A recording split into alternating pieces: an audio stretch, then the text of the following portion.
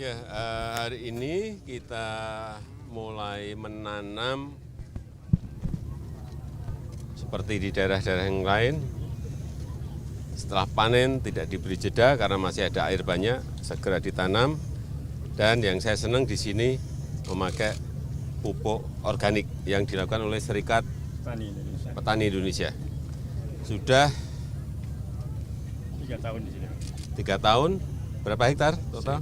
1.000 hektar. Kurang lebih 1.000 hektar. Semuanya organik dan biaya untuk pupuknya yang biasanya per hektar bisa sampai 5 sampai 6 juta per hektar, di sini hanya antara 100 sampai 500 ribu per hektar. Ini yang saya kira kalau bisa dikembangkan di daerah yang lain seperti yang dilakukan oleh Serikat Petani Indonesia, ini akan banyak mengurangi kos yang harus dikeluarkan petani dan tidak ketergantungan kepada pupuk-pupuk kimia. Tergantung pada industri pupuk kimia, tergantung pada import bahan baku dari pupuk-pupuk kimia yang sekarang ini terjadi. Sehingga jangan sampai ada keluhan, wah Pak pupuknya sulit. Ya memang sulit, semua negara urusan pupuk memang sulit, tetapi ada pilihan-pilihan dan ini sudah dimulai oleh Serikat Petani Indonesia. Saya kira bagus sekali. Dan hasilnya juga di awal memang agak turun dikit, tapi setelah itu meningkat malahan. Ini yang bagus. Yang kedua juga memperbaiki lingkungan. Ekosistem yang ada di sini menjadi tumbuh kembali. Cacing-cacing mulai banyak, belut mulai banyak, katak mulai banyak. Ini akan mulai lagi. Ekologinya akan terperbaiki kembali. Dorongan untuk Kementan Pak terkait pupuk organik seperti apa nanti?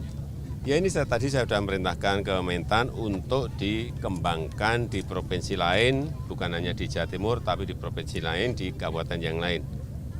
Tetapi problemnya memang petani harus memiliki paling tidak satu keluarga itu 2 ekor sapi. Nah di sini sudah, di daerah yang lain ini nanti tugasnya Kementan untuk mencukupi itu, sehingga bisa dipakai untuk membuat pupuk organik, ya. Dan yang saya senang juga harga gabah di petani dibanding tahun yang lalu jauh lebih baik pada hari ini, sehingga petani mestinya senang. Pak Hendri, betul? Ya Pak. Sekarang berapa? Sini 57 Pak, 58. Harga gabah petani 5.700, tinggi sekali. Tahun yang lalu kurang lebih 4.000, 4.200. Ya. Pak terkait penolakan world base di Bali itu untuk tim Israel itu gimana? Penolakan terkait dengan penolakan tim Israel datang ke world Saya belum dapat laporan. Ya. Gubernur Bali kan Pak. Saya belum dapat laporan. Rencana beras impor 2 juta itu progresnya seperti apa Pak? Apa? 2 juta ton rencana beras impor. Itu untuk cadangan Bulog, karena kemungkinan akan ada yang namanya El Nino, kering panjang, sehingga